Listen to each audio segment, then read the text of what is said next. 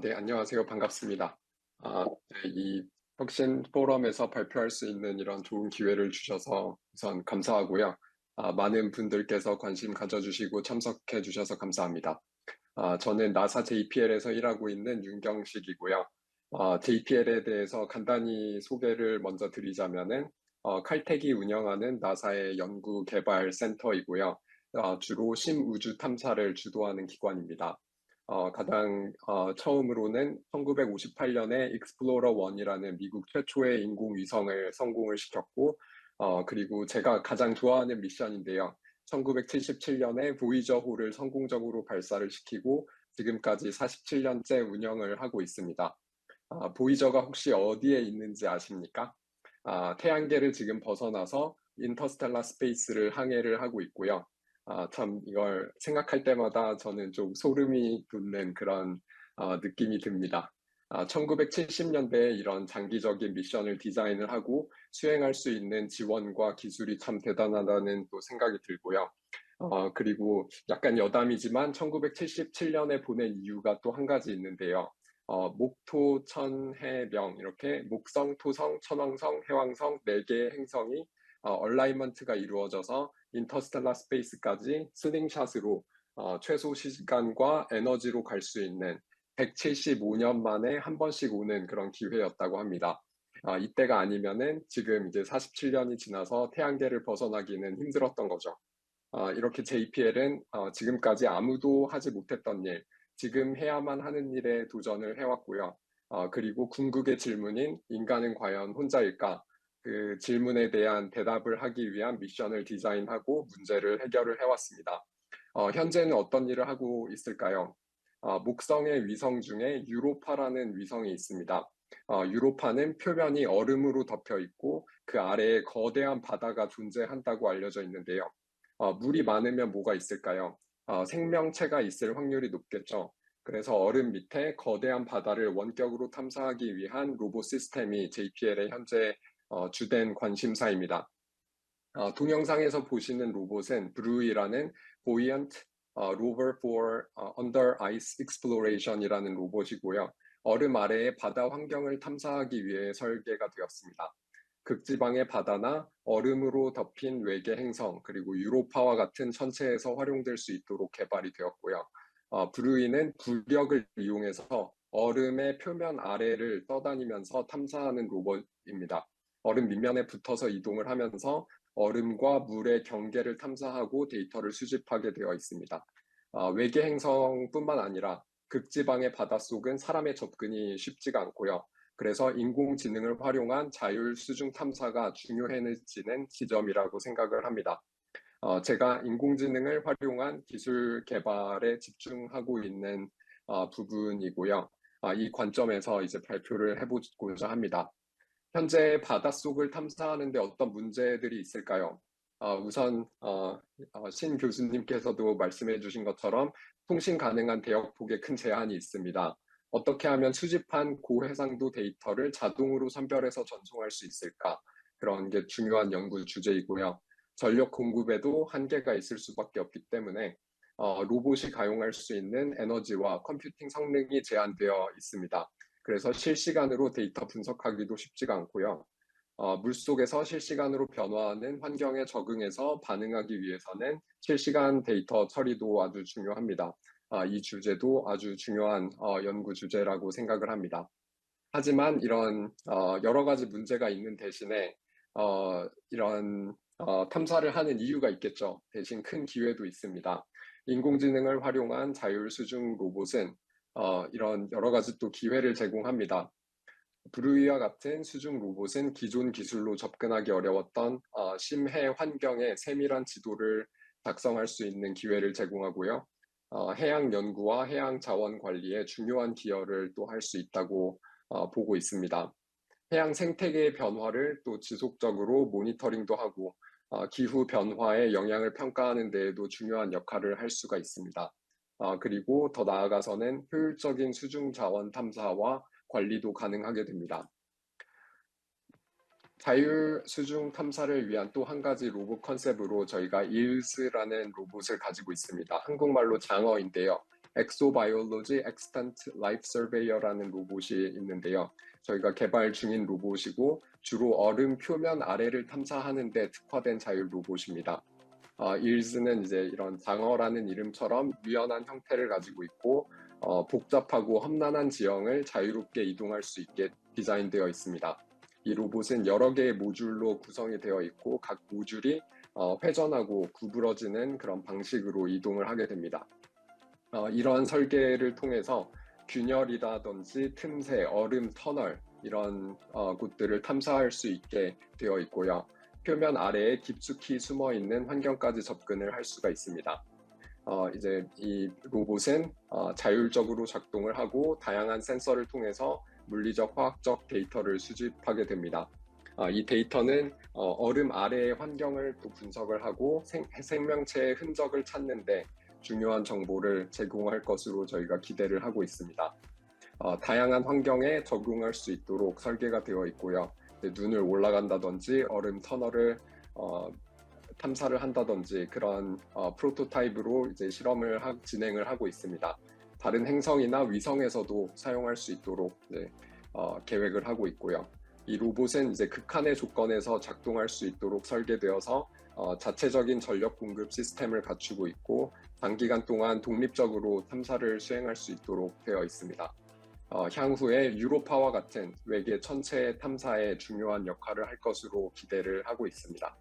그래서 최근에 사이언스 로보틱스의 최근 연구 결과가 출판이 되기도 했습니다. 탐사 시스템이 점점 이제 더 복잡해지면서 오토노미가 선택이 아니라 필수가 되고 있습니다. 화성까지의 통신 거리가 10분, 20분 이상이 되는 상황에서 실시간으로 조종하는 게 거의 불가능하고 그래서 오토노미가 필요하게 됩니다. JPL에서 집중하는 영역은 이제 이렇게 크게 다음 세 가지로 나눌 수가 있는데요. 이 중에서도 가장 중요한 점은 uncertainty, unknown environment에서 어떻게 지구와 실시간으로 통신이 불가능한 상황에서 온보드 디시전 메이킹을 할 수 있느냐, 이게 중요한 질문입니다. 미션이 이제 점점 더욱 복잡해지면서 새로운 환경을 탐사해야 할 필요성이 더 커지고 그래서 이제 새로운 기술에 대한 요구도 늘어나고 있습니다. 한 가지 중요한 예시를 들 수가 있는데요. 인제뉴이티라는 화성 헬리콥터가 있습니다. 화성과 지구의 통신의 딜레이 때문에 화성에서 운영되는 드론은 완전히 자율적으로 움직여야 되는데요. 무게와 성능의 기준을 생각해 봤을 때 기존의 FPGA나 RED 750 같은 그런 기존의 프로세서는 사용이 불가능했고요. 그래서 처음으로 저희가 퀄컴사의 모바일 프로세서인 스냅드래곤 801 버전을 적용을 하게 되었습니다.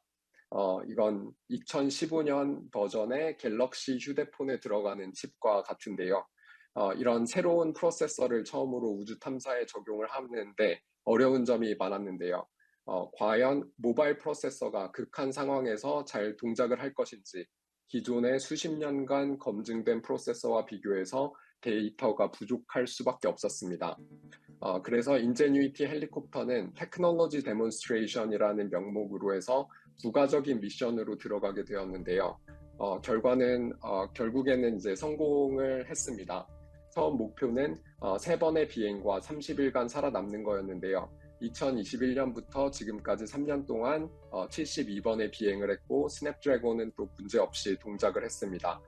사람들이 처음에 이제 걱정이 많았었는데요. 레디에이션 하드닝이라든지 여러 가지 극한 상황에서 과연 모바일 프로세서가 견뎌낼 수 있을까 했는데 예상 외로 저희가 성공을 거두게 되었고 이런 범용 프로세서를 이용했기 때문에 파이썬은 물론이고 텐서플로우 라이트라든지 여러 가지 이런 프레임워크들이 문제없이 돌아가게 됩니다. 각종 딥러닝 기반의 오브젝트 레코그니션, 디텍션, 트래킹이 가능하게 되었습니다. 화성에서 검증된 이런 모바일 프로세서가 다른 행성을 위한 미션에도 적용이 될 가능성이 크고요. 이렇게 스냅드래곤이 가진 고성능 저전력 특성이 미래의 해양 탐사 로봇 개발에도 적용될 가능성이 크다고 생각합니다.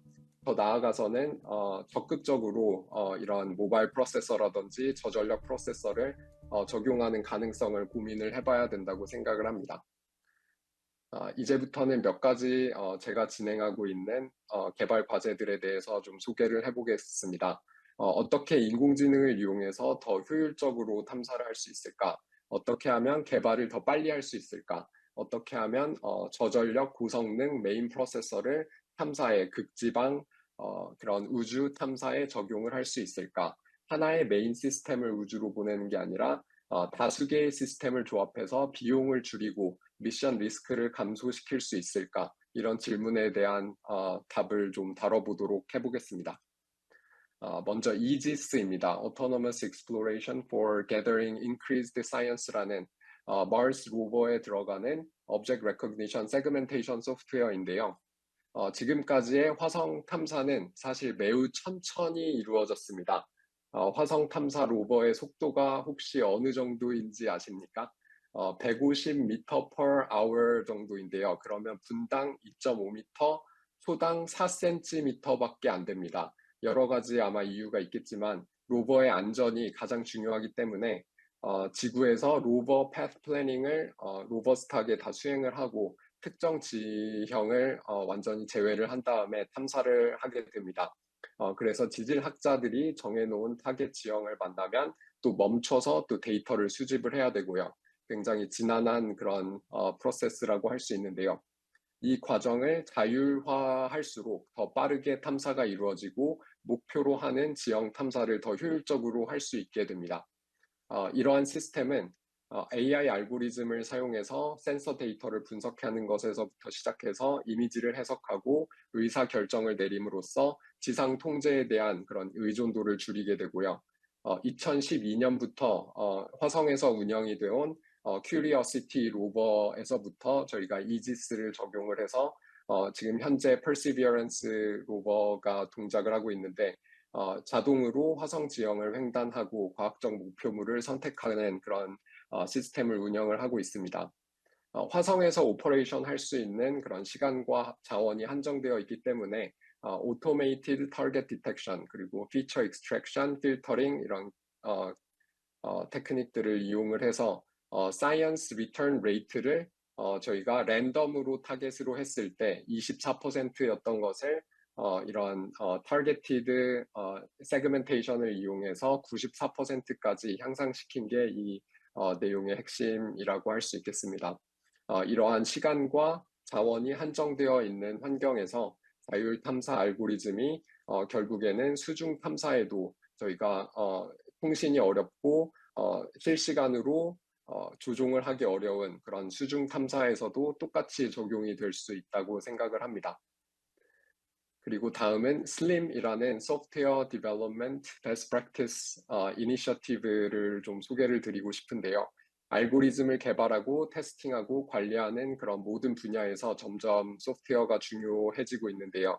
혼자서 전부 개발할 수 있는 게 아니라서 특정 가이드라인을 지켜서 대규모 프로젝트일수록 그런 개발이 중요하게 됩니다.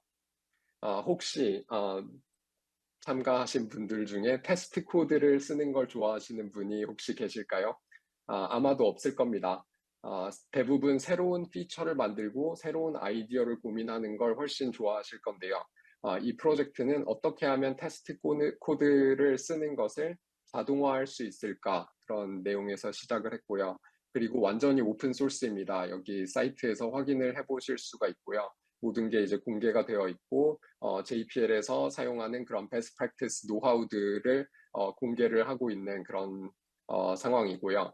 예를 들면 컨티뉴어스 테스팅 관련해서는 저희가 템플릿을 제공을 하고 굉장히 요즘에 핫한 분야이죠. Large Language 모델과 Behavior Driven Development 방식인 로봇 프레임워크를 이용해서 테스트 코드를 생성하는 것을 자동화하는 방법을 공유를 하고 있습니다.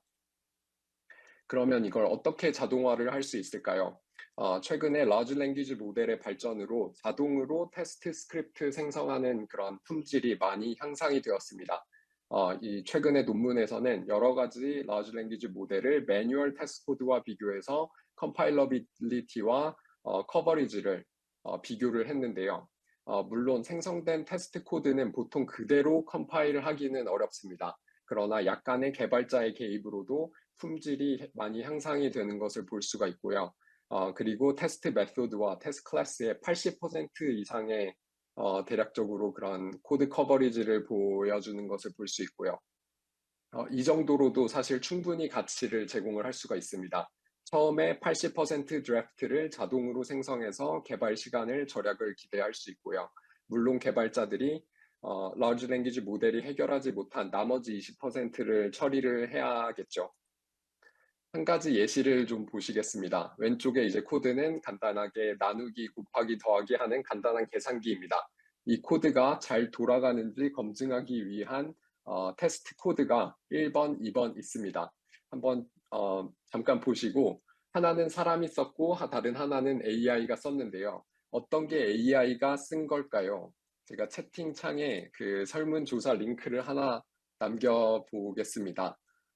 네, 지금 방금 공유를 했는데요. 여기 링크에 들어가셔서 1번, 2번 중에 한번 선택을 해주세요.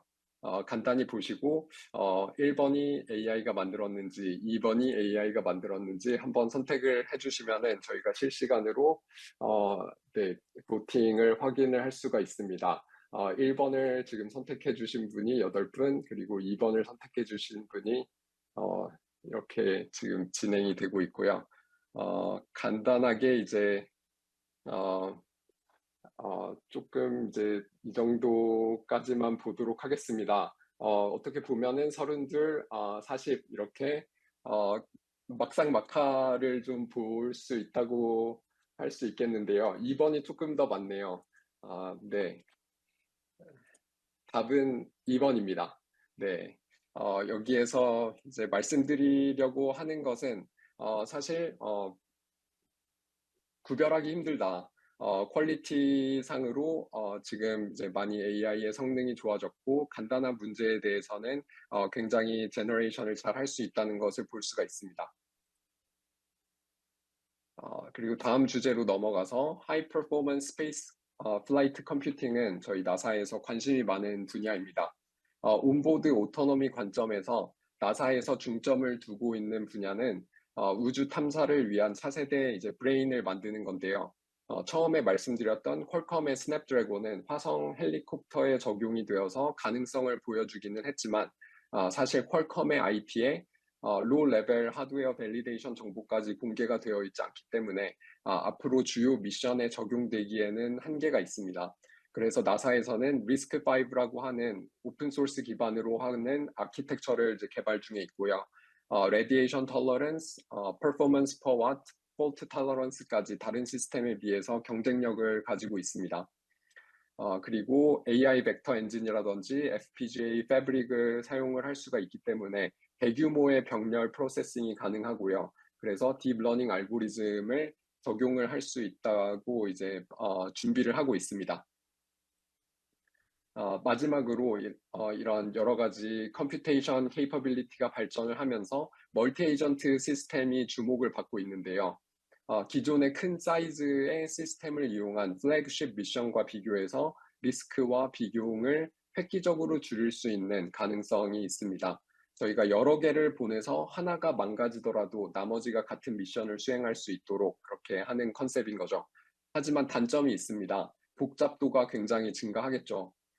멀티 에이전트 시스템 모션 플래닝은 그 매터매티컬리 컨벡스 옵티미제이션이 요구가 되어서 컴퓨테이셔널리 봤을 때 NP 하드 프로블럼입니다. 컴퓨터 리소스가 많이 필요하게 되는데요. 이를 보완하기 위해서 처음에 이니셜 밸류를 찾을 때 머신러닝을 이용해서 어느 정도 옵티마이제이션을 하고 마지막에 정확한 값을 찾을 때 컨벡스 옵티미제이션으로 최종 값을 구하는 그런 시스템을 적용해 볼 수가 있습니다. 이렇게 어떻게 보면 시퀀셜리 하이브리드 모델을 적용을 하는 거고요. 수학적인 최적화 방법과 머신러닝 기반의 최적화 방법을 이제 섞어서 사용하면은 정확도를 유지하면서도 효율을 엄청나게 높일 수 있다는 것을 저희가 보였습니다. 이제 곧 2024년 가을에 저희가 카드레 멀티 에이전트 시스템이 달로 떠날 예정입니다. 3개의 작은 로버로 이루어져 있고요. 그라운드 페너트레이팅 레이더가 장착되어 있어서 서로 통신을 하면서 달의 지질 구조를 3D 메저먼트를 할 그런 예정이고요. 그래서 여기에 보시면은 이제 카메라 그 페너트레이팅 레이더를 이용해서 지질 구조를 이미징을 하고 세 개의 로버가 서로 협력을 해서 이미지를 3D로 만드는 그런 컨셉을 가지고 있습니다. 그러면 한번 정리를 해보겠습니다. 우주 탐사와 해양 수중 탐사는 비슷한 점이 많다고 생각을 합니다. 극한의 환경이라는 점, 그리고 통신이 어렵고 자원이 한정되어 있다는 점, 그리고 자율 탐사가 아주 중요하다는 그런 점이고요. 앞으로 기회는 어디에 있을까요? 제 생각에는 세그멘테이션이라든지 클래시피케이션 관련된 그런 컴퓨터 비전 분야의 기회가 있을 거라고 생각을 합니다. 특히 극한 환경의 탐사를 위한 고성능 그리고 저전력의 리스크5 새로운 아키텍처가 개발이 되면서 온보드 컴퓨터 비전 시스템에 대한 요구와 기회가 늘어날 거라고 생각을 하고요. 그리고 어떻게 하면은 비용 효율성을 극대화할 수 있을까? 멀티에이전 시스템 분야가 아직 초창기라고 생각을 하는데요. 어떻게 미션 리스크를 줄일 수 있을까? 그런 점에서 고민을 해보면 좋을 것 같습니다. 그리고 오늘 몇 가지 로봇을 소개를 해드렸는데요. 브루이라든지 이으즈와 같은 자율적인 수중 탐사 로봇, 그리고 화성 헬리콥터, 마지막에 카드의 멀티에이전 시스템까지 이런 우주 탐사와 해양 수중 탐사가 비슷한 점이 많지만 아직 많은 교류가 이루어지지 않았다고 생각을 합니다. 오늘 발표로 혹시 조금이라도 새로운 아이디어를 얻으시는데 도움이 되었기를 바랍니다. 여기까지입니다. 감사합니다.